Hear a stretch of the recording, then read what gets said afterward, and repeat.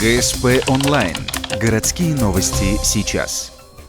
В воскресенье 12:00 спорткомплекс «Буревестник». Первый в Республике Коми региональный кубок по спорту. Это направление изначально было творческим, объединило в себе 3 танцевальных направления – чирлидинг, джаз, хип-хоп. Но в прошлом году в России этот танцевальный синтез официально признали спортом. И Республика Коми – это один из первых регионов в стране, то есть там в десятку он входит, которые своевременно подхватили эту тенденцию, аккредитовали этот вид спорта и уже проводят первые соревнования именно республиканского масштаба.